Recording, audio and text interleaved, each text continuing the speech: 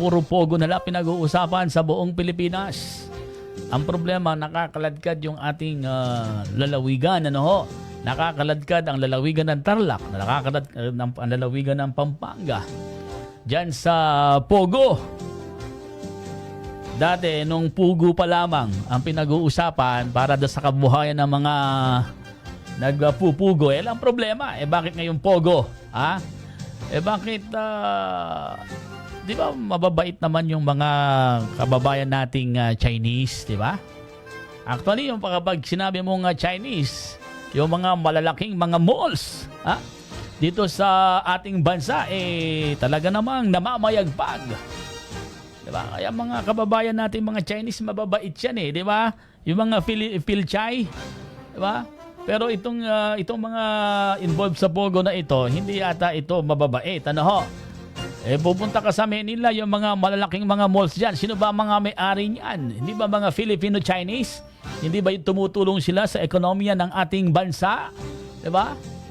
Yung halimbawa, yung SM City, yung Robinson, yung iba pang mga malalaking malls dyan, malaki po ang ambag nila sa ekonomiya ng ating bansa, no? Pero itong mga involved naman sa pogo na to, parang hindi yata maganda, ano ho? Kailan ba nagsimula at umusbong yung pogo? Kanino bang administrasyon, ha? Ito ba ngayon lamang administrasyon ni Pangulong Bongbong Marcos? Sino ba ang mga mababait sa mga Chinese? Hindi, wala akong sinasabi, ha? Sino bang Pangulo ang mabait sa mga Chinese? Yung bang dating administrasyon? Sila talaga bang namayagpag itong mga Chinese na ito nung panahon ng Pangulong Rodrigo Duterte?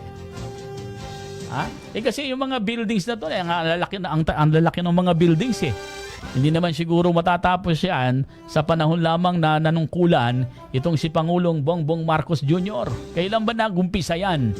Nagumpisa ba yan noong panahon at namayagpag ba yan noong panahon ng ating Pangulong Rodrigo Duterte? Yan sasagutin ng ating mga reporters pagdating nila dito. Pero ganun pa man, tayo pong mga Pilipino ay kailangan pong magmatiyag, magmatiyag at kilalanin yung ating mga iniuupong leader sa ating bansa. Hindi yung kanino ba sila nakakiling. Merong mga nakakiling sa mga Amerikano, dati, Ngayon, dati merong nakiling sa mga Chinese. Ang problema, napasok naman yung mga pogo. Siguro mamili tayo ng magiging pangulo at ng ating bansa para hindi tayo nagkakaroon ng problema na kung ano-ano yung naipapasok sa ating bansa katulad nitong pogo. Yung palang pogo, yung operation nito, ang operation nito nandito sa ating bansa pero yung mga players pala nandoon sa ibang bansa. Nasa ibang bansa kaya pala offshore. Yung mga players naglalaro sa iba't ibang panig ng daigdig. Pero yung mismong hub nito, kung mismo yung Pogo Hub, nandyan lang pala sa Parañaque, nandyan lang pala sa Porac, nandyan lang pala sa saan? Sa Bamban.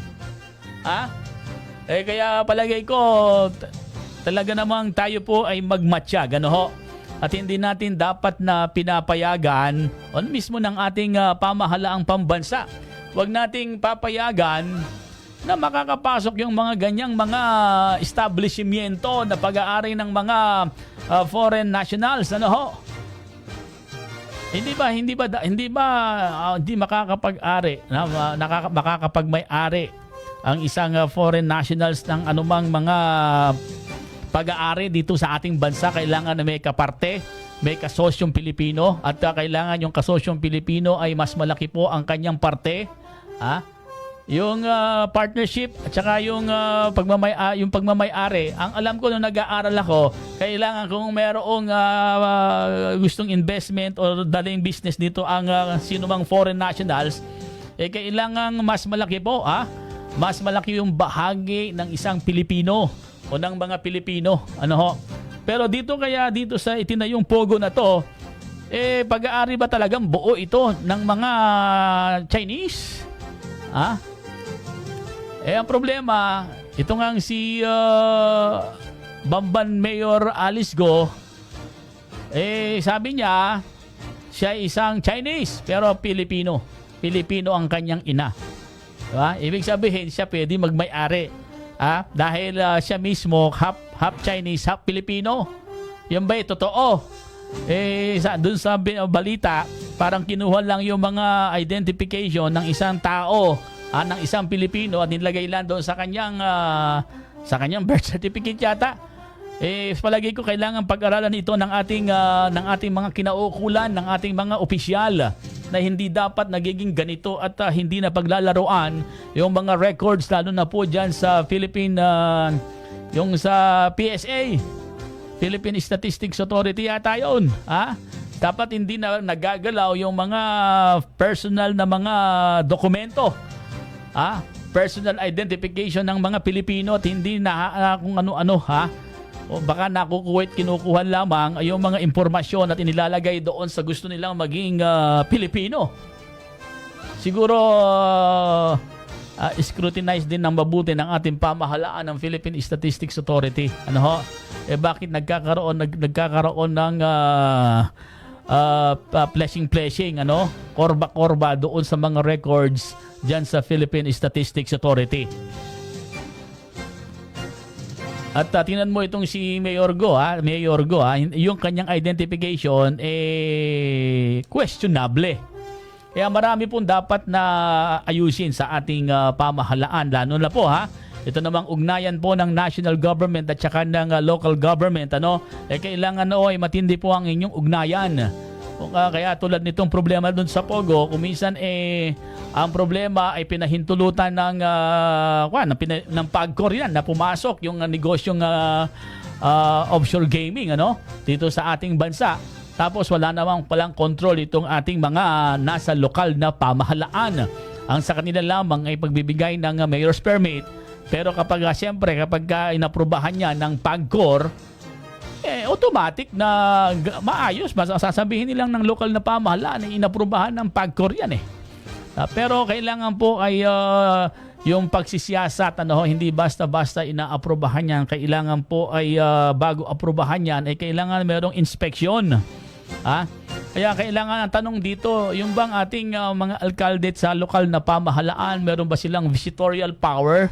Anytime ba ay pwedeng bisitahin ng lokal na pamahalaan, yung mga opisyal ng ating lokal na pamahalaan ng isang establishmento, o kailangan muna ng court order? Sino ba pwedeng bumisita? Ora-orada.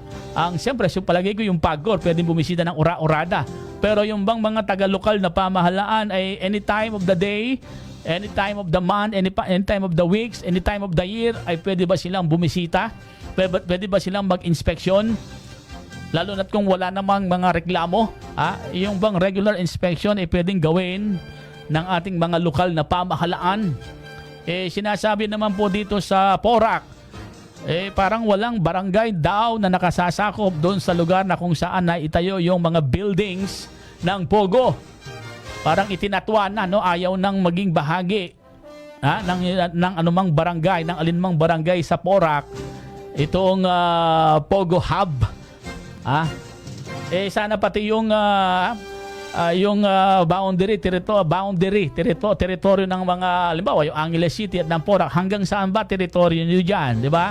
Bakit sinasabi ng Porac Mayor na hindi bahagi, walang barangay na nakasasakop dyan sa Pogo Hub na natagpuan sa kanilang bayan?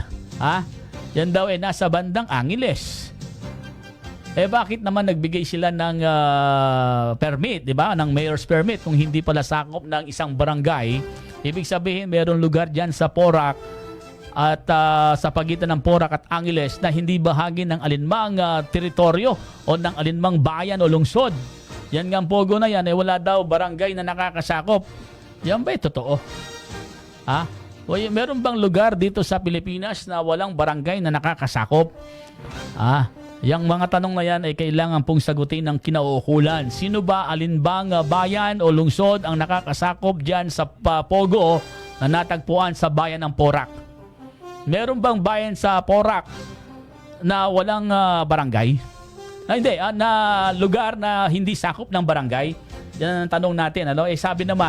Sabi kasi ni Porac Mayor Jing Capil sa narinig ko kanina, parang nahihirapan din daw ang provincial government doon sa pagkuha ng amilyar. Bakit? Wala palang barangay sa Porac ang nakakasakop doon sa mismong Pogo Hub. Sana po ay mabigyan linaw ang ganitong mga issue. Sayang din po. Halimbawa legal talaga ang establishmentong naitayo sa lugar na yan. Kanino mapupunta yung buwis? Yung amilyar? Kanino mapupunta yung kita doon sa buwis? Halimbawa legal, maganda operations at hindi naman pogo ang negosyo diyan at talaga namang nagtatribe, lumalaki, gumaganda po ang negosyo.